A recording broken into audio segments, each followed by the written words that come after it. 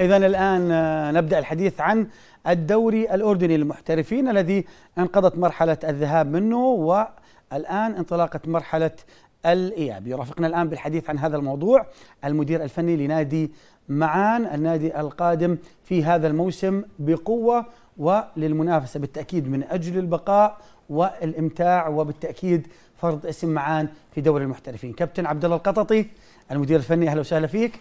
أهلا وسهلا أستاذ أحمد، مساء الخير لحضرتك وللإخوة المستمعين جميعا. كابتن يعطيك العافية، امبارح عندكم كان مباراة، أول شيء طمنا عن النادي، عن ظروفكم، عن وضع كورونا مع الدوري، كيف شايف هالخربطة؟ والله احنا بالنسبة لفريقنا بمعان يعني الحمد لله يعني بنعيش حالات من استقرار في بعض الجوانب، ولكن بنفس الوقت بنعاني معاناة باقي الأندية بما يتعلق طبعا بفحوصات كورونا وما بتسببه من غيابات مفاجئة. أعتقد أنها يعني بتخربط بشكل كثير كبير الحسابات الفنية لكل فريق، وهي طبعا من الصعوبات اللي بيعانوا منها جميع الأندية وغير صحيح. مقتصرة على نادي معان فقط.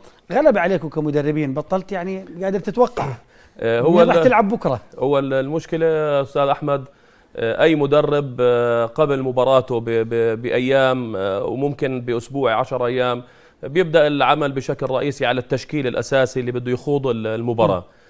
طبعا فحص الكورونا بيتم قبل يومين أو 3 ونتائجه بتطلع بحد أقصى قبل 48 ساعة من المباراة.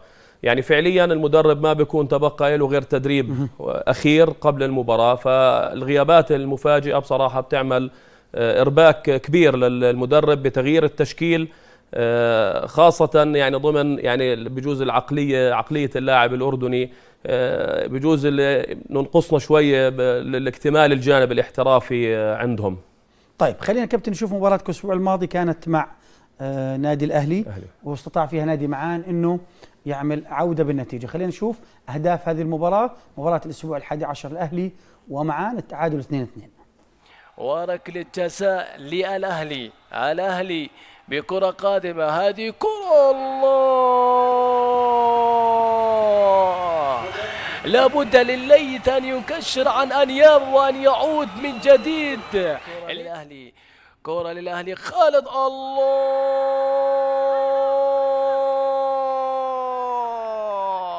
لا يهم إن كان الدفاع ضعيفا. هدف ثاني لمصلحة الأهلي. شوف شوف شوف شوف، يا سلام يا سلام يا سلام، خالد يا خالد يا الله، يا الأبيض يتألق ويتعامل قد رأسية الله.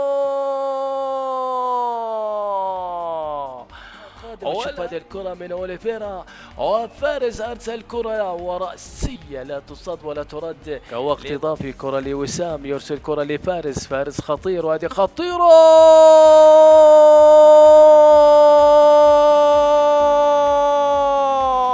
الأهلي تراجع، وشوف هذه الكرة من وسام واستقبلها فارس وسوء تغطية من الدفاع. إذن معان يقوم بعودة بالنتيجة. كابتن بصراحة كابتن عبد الله، من النادر أن نشوف فريق بالدوري الأردني يعود بالنتيجة. تتفق معي ولا لا؟ أنت ابن الرياضة من 25 سنة يعني. هو صحيح أستاذ أحمد، لأنه ممكن في نوعا ما عدم إعطاء أولوية للجانب النفسي في التحضير للمباراة، وأعتقد أنهم الفريق المعد نفسيا بطريقة مميزة عنده القدرة على العودة بالنتيجة أو حتى في حالة الفوز الحفاظ عليها. في مباراتنا الأخيرة في مرحلة الذهاب مع الفريق الأهلي، كانت المباراة الأولى الوحيدة اللي بنعاني فيها يعني من غياب 6 لاعبين أساسيين بسبب إصابتهم بكورونا. والمشكلة مش بالعدد، المشكلة كانت انه 4 من هؤلاء اللاعبين هم الخط الخلفي، فاضطرينا لعودة بعض اللاعبين بمراكز مختلفة أثر على جميع الخطوط. واعتقد انه كمان بتلعب ضد فريق ممكن من وجهة نظر المتابعين انه الاهلي بآخر سلم الترتيب، ولكن الاهلي بالمقابل قدم مباريات جيدة في مرحلة الذهاب واستحق عليها الإشادة، وواحد منهم طبعا فوزه على فريق كبير مثل الفيصلي. فأعتقد بالنسبة لنا كان التعادل ممتاز جدا، إذا ما قورن بتوقيت العودة بعد الخسارة ب 2-0 طلعنا بنقطة كانت بالنسبة لنا يعني مرضية، مكسب. صحيح. طيب بنروح ل حتى نكمل مباريات الأسبوع 11، المباريات التي أجريت بعد يوم الجمعة الماضية، وشهدت إحدى المباريات فوز كبير لفريق الرمثة على الصريح وثلاثية لنجم الرمثة حمزة الدردور. الشوط الأول ب10 دقائق، حمزة الدردور يتقدم، حمزة ملعوبة خطيرة، جول لمصلحة الرمثة، هو حمزة الدردور. تسديدة قوية كانت يضع على يمين الحارس خالد. حمزة يتقدم، حمزة يسدد الكرة، حمزة أوه لا لا لا لا لا لا لا لا لا لا لا لا لا الكرة يعني لا تنتظر سوى الهدف. شاهد يا سلام يا سلام، يعني لا يلدغ المر من جحر مرتين، ولكن هنا خالد العثامنة تعود مرة أخرى. صدام إلى عبد الرؤوف، يوسف دودان، إيمانويل في الجهة اليسرى، إيمانويل يلعبها جميلة خطيرة وتسديدة موجودة، ويوسف دودان يا سلام، جول للصريح. مباراة ولا أروع يقدمها الصريح والرمثة. شاهد إيمانويل لعب الكرة جميلة تجاه اللاعب يوسف، سدد ودودان بالقدم اليسرى ولا أروع اللاعب مجدي العطار. وهنا الآن تنتقل إلى حمزة الدردور، خطير حمزة يا سلام، الكوبرا تلدغ للمرة الثالثة. كيف تتركون حمزة الدردور وحيدا يلعبها من فوق الحارس؟ إذن ثلاثية رمثوية كابتن، من النادر قاعد بحكي أنا وياك إنه نشوف هدف صحيح. من برا ال18 نشوف 3 أهداف لنفس اللاعب، يعني شيء جيد صحيح. وشيء جيد أيضا الفوز للرمثة. صحيح. طبعا اللاعب حمزة الدردور لاعب يعني لاعب منتخبنا الوطني مميز جدا بتنفيذ الكرات الثابتة.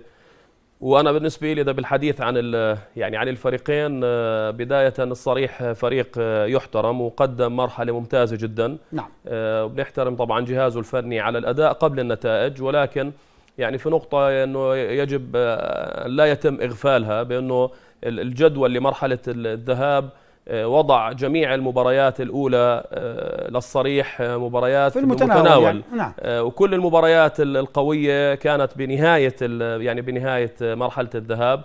يعني إذا شفنا النتائج ممكن من مباراة معان والصريح لغاية نهاية مرحلة الذهاب تجمد فريق الصريح عند 14 نقطة. طبعا وبنتمنى لهم ان شاء الله التوفيق في مرحله الاياب. بالنسبه لفريق الرمثة كابتن جمال طبعا يعني الكابتن جمال مدرب مميز جدا، وخلف ايضا للكابتن عيسى الترك من شيخ المدربين الاردنيين، ولكن اعتقد انه التغيير على الجهاز الفني عكس على الحاله النفسيه بشكل ممتاز. وفريق الرمثة للامانه اي مدرب محلي بيتمنى انه يدرب فريق الرمثة. فريق الرمثة مزيج من لاعبين صغار بالسن ولاعبين خبرة، ومن وجهة نظري الأهم من هذا كله أنه الغالبية العظمى من أبناء الرمثة، وهذا بيولد عند اللاعب انتماء للشعار اللي بيلعب فيه، وهاي قلما تجدها في عالم الاحتراف يعني خاصة في دورينا الأردني. وبنتمنى لهم إن شاء الله التوفيق الفريقين. طيب كابتن خلينا نشوف ختام مرحلة الذهاب بلقاء الكلاسيكو. الوحدات لم يخالف التوقعات، استطاع أن يتغلب على الفيصلي بهدفين، مباراة فيها وعليها الكثير من الحديث ما بعدها. تم تغيير الجهاز الفني للنادي الفيصلي، وفي المحصلة الوحدات بطل الذهاب عن جدارة واستحقاق. أمنيات، وهذا هو المطلوب ومن المارد من هنا إلى سند واحد. قلبي كل أردني لا تفرقنا، بل إنا لله وإنا إليه راجعون.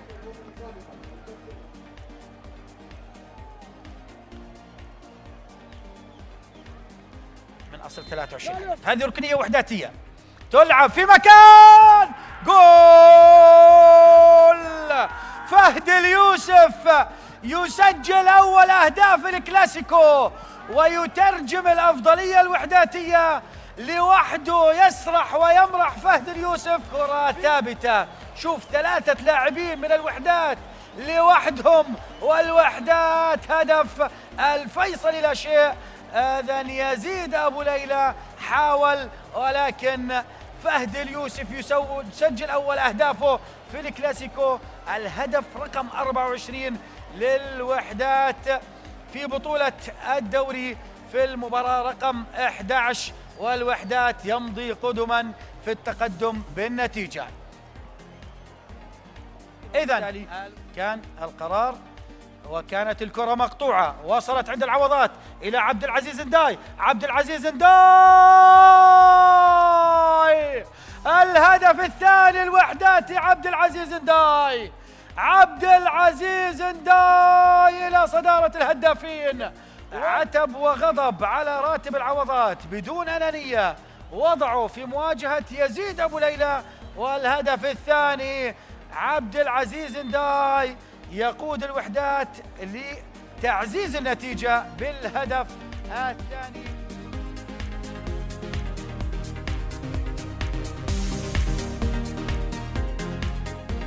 إذن الوحدات كابتن بطل الذهاب، تقييمك لتصدر الوحدات ولكلاسيكو بشكل عام، أداء الفريقين.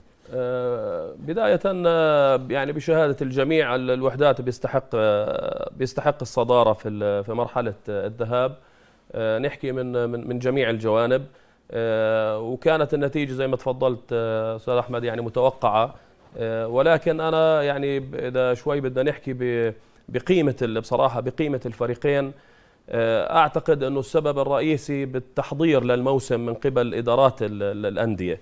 يعني إدارة نادي الوحدات بصراحة يعني عملت بشكل منظم وبشكل احترافي، والتوقيت كان مناسب، استقطاب العناصر اللي بتحقق هدف النادي بالحصول على اللقب، أيضا الاختيارات كانت ممتازة والتوقيت ممتاز. ولكن للأسف يعني الفيصلي في هذا الموضوع يعني خالف كثير من عشاقه ومن محبيه بكثرة يعني شوية تخبطات بالاختيارات الفنية، بالتأخر باستقطاب محترفين على صحيح. سوية نادي الفيصلي. فالبداية صراحة البداية الضعيفة للأسف انعكست على المباريات كاملة، تغيير الجهاز الفني الآن مرتين، هذا كله أثر على يعني برضو انفراد الوحدات بالصدارة. ولكن بكل تأكيد يعني ما في أي تقليل يعني من قيمة لاعبين الوحدات، من عناصرهم ومن قدرة الجهاز الفني بقيادة الكابتن عبد الله أبو زمع. ويعني بحديثنا عن الأجهزة الفنية يعني واجبنا ولا بد الإشارة من دعواتنا طبعا بالشفاء العاجل للكابتن راتب العوضات، والعودة إن شاء الله تعالى للملاعب مرة أخرى. الكابتن بجوز الحديث عن الكلاسيكو، الكل تحدث بأن الوحدات يعني في طريقه للدوري، ما رأيك على هذه المقولة؟ صراحة بكرة القدم ما في أي شيء يعني ممكن يكون مضمون أو متوقع بصراحة. إذا تحدثنا عن الجزيرة مش لازم نستثني من الحديث عن المنافسة. أنا جاي على الجزيرة بس أنا بدي أتحدث عن الوحدات، هسه جاي للجزيرة. يعني صراحة المعطيات والمؤشرات أيوه؟ بتروح باتجاه إنه الوحدات فعلا يعني باتجاهه لتحقيق اللقب، والفارق النقطي مع بعض الفرق المنافسة له على رأسه من نادي الفيصلي، لأنه الفيصلي تعودنا في مواسم سابقة إنه قادر على العودة، وفي الموسم أخذ اللقب كمان، فاز بالدوري. ولكن إذا بنشوف المعطيات على أرض الواقع وبنقيسها بالعناصر اللي موجودة مش زي الموسم الماضي، الوحدات أعتقد أنه الوحدات كفته أرجح للفوز باللقب.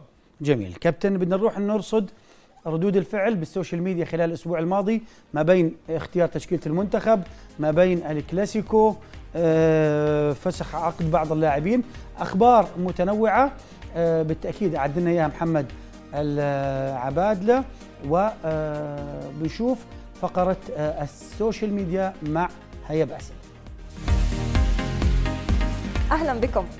البداية من درب القطبين، لقطة عبرت عن 1000 كلمة، حيث انتصرت الروح الرياضية قبل انطلاقة كلاسيكو الأردن بين الفيصلي والوحدات. بطل الصورة هو المدير الفني لنادي الوحدات عبد الله أبو زمع، عندما ارتقى وطبع قبلة على رأس مدرب الفيصلي راتب العوضات زميله السابق في الملاعب، متمنيا له الشفاء التام. الرسالة وصلت للقاسي والداني من البرنس إلى الضبع.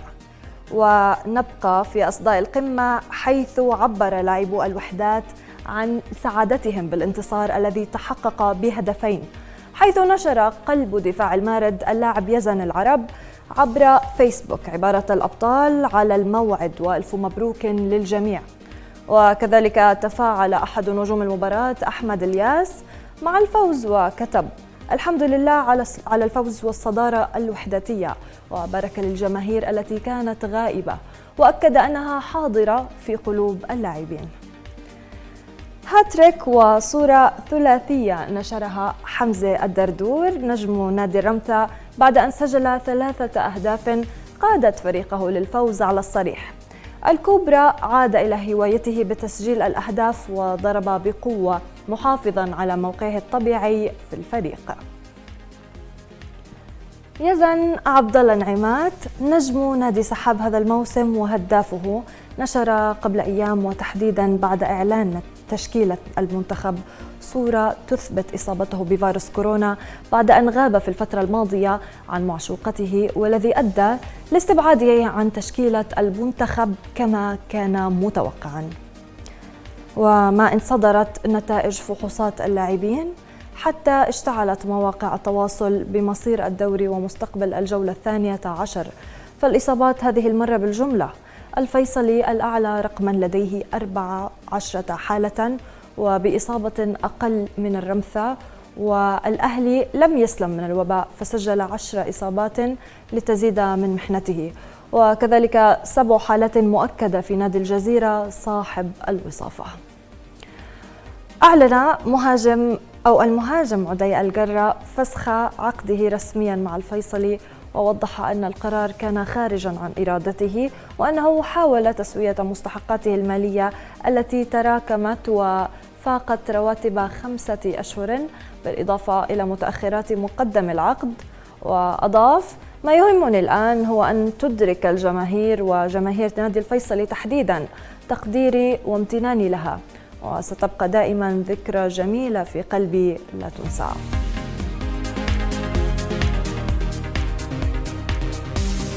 إذن كانت هذه ردود الأفعال بين هنا وهناك منذ الكلاسيكو، تشكيلة المنتخب، أيضا إصابات الكورونا عند عدد من الأندية. الآن نبدأ بالحديث عن الأسبوع رقم 12. مرحلة الذهاب بدأت من دوري المحترفين بإقامة مباراتين بالأمس. نبدأ مع أول مباراة والتي انتهت بنتيجة التعادل السلبي بين فريقي معان والسلط. هناك خالدون يرسل كرة رأسية من مرجان أوليفيرا وحاول التسديد. الله يا سلام عليك! 55 دقيقة إمعان يشكشف هذه الكرة. الله يا تامر، ويا سلام يا أوليفيرا، والكرة التي سددها، ولكن تألق ده أحمد ياسر يرتقي معه يوسف النبر. هذه كرة ليصلت، هذه كرة أبو زيد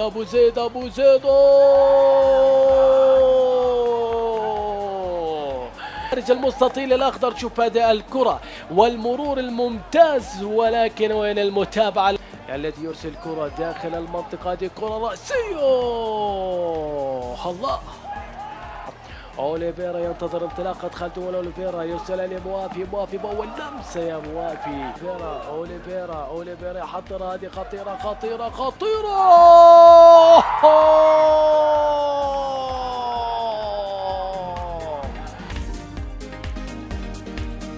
كابتن عبد الله بتحسر على آخر فرصة. نحكي عن مباراة الأمس، تعادل. أول شيء أنا يعني فريق السلط من الفرق اللي شخصيا يعني بحب أحضر لهم. أدائهم بصراحة جميل، طبعا بقيادة أخونا الكبير الكابتن جمال أبو عابد. نعم. في مباراة الأمس الشوط الأول طبعا دانت الأفضلية بالكامل لفريق السلط، كان مستحوذ على الكرة أكثر، أخطر، يعني كان أقرب للتسجيل. بين الشوطين طبعا حاولنا نتدارك بعض الأخطاء ونقاط الضعف، فالحمد لله كان الشوط الثاني على العكس تماما، تفوقنا فيه بشكل كبير، وأيضا كنا قريبين جدا من التسجيل. ولكن أعتقد يعني مقارنة بفرص الشوط الأول والشوط الثاني كان تعادل يعني عادل للفريقين بنقطة. التقارب النقطي ما بين الأندية بشكلكم إزعاج كمدربين؟ معظم فرق الدوري بنفس الطابق خلينا نقول. وحتى هذا أستاذ أحمد إذا أنت لاحظت هذا اللي خلى جميع الأندية بين المرحلتين تشتغل بشكل كثير كبير على تعديل وتحسين الأمور الفنية، إما باستقطاب لاعبين جدد أو بتغيير الأجهزة الفنية. وواحد من هاي الأسباب هو التقارب النقطي، يعني لأنه إحنا لو شفنا معظم الفرق بعيدة عن المركز 11 4 نقاط أو 5 نقاط بحد أقصى، وقريبة من المركز الثالث أيضا بفرق 3 نقاط. فهذا كله طبعا بشكل إرباك للمدرب. الفرق اللي عندها الرغبة بالثبات والبقاء بدوري المحترفين بيرغب طبعا بالقفز للأعلى حتى أنه يدخل منطقة دافئة ومنطقة آمنة. وأيضا الفرق اللي بتنافس بنفس الوقت على المراكز الأولى يعني برضو تقاربها بغير أحيانا من يعني الطموحات ودافعية الفرق اللي بتلعب طبعا ضدها.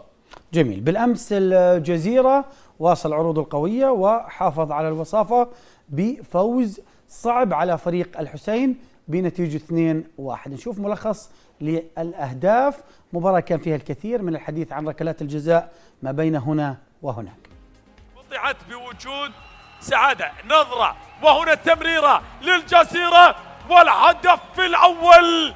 الجزيرة واللمسة الساحرة إبراهيم سعادة، هنا اللمسة هذا المميز سعادة، خلاص روح دربك خضرة دربك. محمد الأمالي تلعب ال18، متابعة زيد جابر ولكن تغطي استلام وهدف في التعادل. عصام بيضين يرد سريعا وفي بدايات الشوط الثاني. أول الجزيرة وبداية مشجعة للحسين، إذن هدف مقابل هدف. أذكر بكل التفاصيل للجزيرة تلعب الكوال متابعة الباشا وهنا تسديدة ولكن تمضي الأمور. روعة إتقان من عباسي ولكن ما زالت الكرة خطيرة للجزيرة وركل الجزاء للجزيرة. نجم فوق العادة ومن يجلب السعادة، هذه العادة. عبد الله العطار ركل الجزاء لمصلحة الجزيرة. مرضي تقدم هدف للجزيرة. الجزيرة يقنع والهدف الثاني فإن الفارق يصبح 3 نقاط بانتظار لقاء الوحدات والأهلي. المتابعة هنا للحسين وانطلاقة ولكن ابعاد أدهم المخادمة. الإعادة الأخيرة وليد عصام، هنا المتابعة.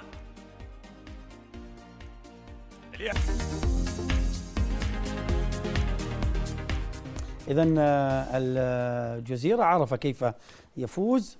وكابتن الآن أمامك الفرصة للحديث عن الجزيرة، كنت حاب تحكي قبل شوي. يعني نعم صراحة فريق الجزيرة محط إعجاب لجميع المتابعين في الوسط الرياضي.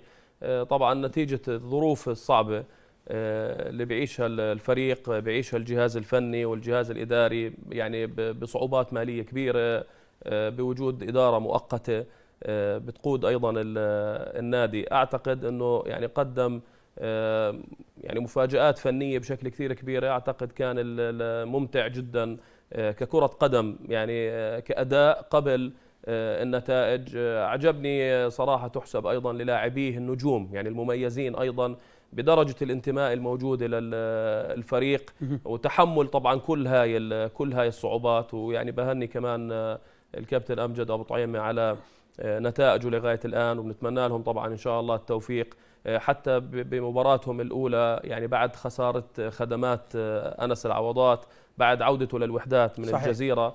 أيضا اللاعبين يعني ما زالوا بزخمهم الهجومي وقوتهم.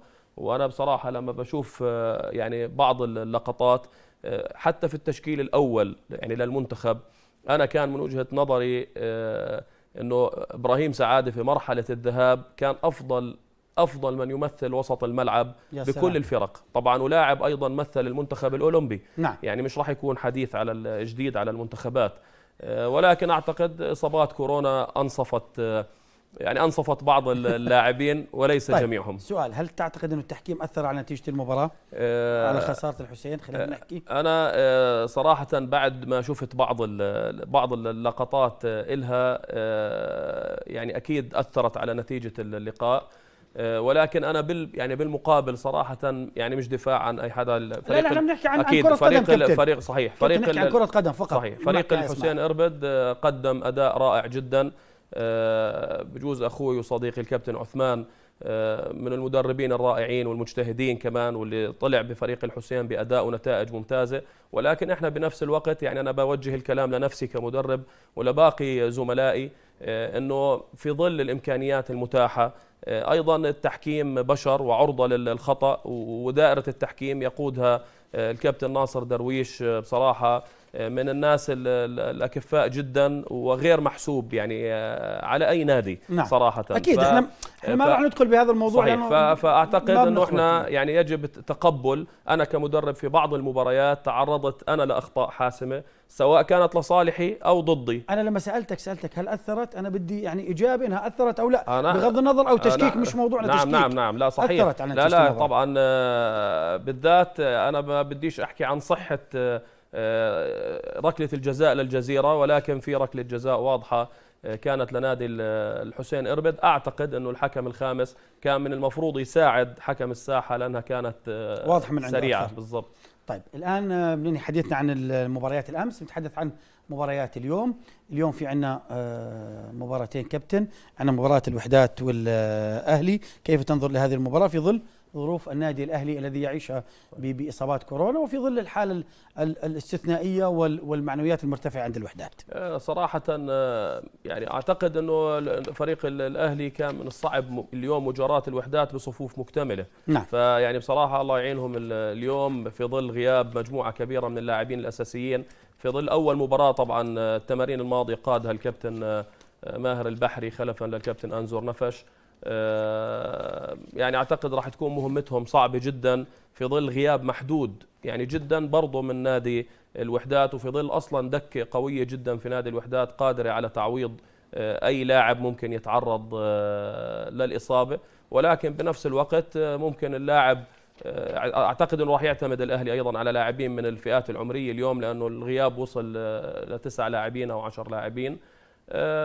صحيح كرة القدم يعني مش ممكن التوقع الأكيد فيها، ولكن على الورق صراحة الكف للوحدات بشكل كبير. شباب العقبة وسحاب صراحة أعتقد أنها راح تكون مباراة قوية جدا بسبب وضع النقاط لكل فريق. كل فريق بيحاول أنه يدفع نفسه للأمام، لأنه سواء العقبة أو سحاب يعني تحت الفرق اللي جاي بالوسط، فكل فريق اليوم راح يسعى لحصد ال3 نقاط. واعتقد انه راح التعادل ان حصل اليوم راح يكون غير مرضي يعني لا لسحاب ولا للعقبه، لانه هاي فرصه لكل واحد فيهم انه يعني يصعد في الترتيب لمرحله افضل.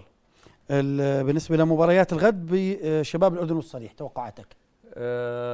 صراحه انا يعني بشوف فريق الصريح الفتره الاخيره متوازن اكثر. شباب الاردن عنده ميزه الاعتماد على لاعبين الفئات العمرية، وهاي يعني من أفضل ميزات نادي شباب الأردن، وبوجود أيضا كمان الكابتن وسيم البزور اللي بيمتلك نفس الدافعية ويستطيع توظيف اللاعبين الشباب إن شاء الله تعالى في تحقيق نتائج طيبة. فأتوقع مباراة متوازنة ما بين الفريقين، لأنهم بيمتلكوا عناصر مميزة وأجهزة فنية أيضا مميزة.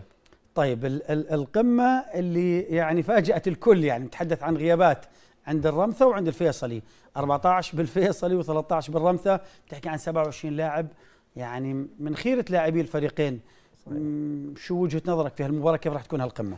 والله يا كابتن أحداث كورونا بصراحة كان لها إيجابية بإجبار إدارات الأندية على إعطاء أولوية للفئات العمرية. يعني شاءوا أم أبوا لازم يهتموا فيها، لأنه الاتحاد بروتوكوله الجديد لازم تلعب أو بتتخسر 3-0. فأعتقد في مباراة القمة بين الرمثة والفيصلي الفريق اللي راح تكون دكته أجهز والفريق اللي أعطى أولوية أفضل للفئات العمرية أعتقد راح تكون له الأفضلية بغياب لاعبين بصراحة عدد كبير من اللاعبين الأساسيين. طيب شو بتحكي لعدنان عوض في أول مباراة له؟ طبعا بتمنى له كل التوفيق. الكابتن عدنان مدرب صاحب خبرة كبيرة ومدرب كبير وله اسمه طبعا في وسطنا الرياضي، وهو ابن الفيصلي ومتعود على هذا الموقع أصلا، وأعتقد أنه راح يكون يعني عنده القدرة على توظيف لاعبين نادي الفيصلي هو وجهازه المعاون إن شاء الله لتحقيق نتائج أفضل، ونحكي أقل ما فيها لمصالحة يعني جماهير وعشاق النادي الفيصلي اللي بيتمنوا يرجعوا يشوفوا الفيصلي بوضعه ومكانه طيب الصحيح. في عندك توقعات للمباريات ولا بدناش نحرجك؟ والله أنا بفضل بدون توقعات. بتمنى طيب. لهم إن شاء الله التوفيق جميعا. طيب أنا بدي أشكرك كابتن عبد الله القططي على تواجدك معنا، على حضورك معنا، وهلا وسهلا فيك. شكرا جزيلا دائما شكرا ضيف جزيلا عزيز، ونتمنى لك التوفيق ولنادي معنا. تسلم. شكرا لك جزيلا. كابتن. شكرا جزيلا.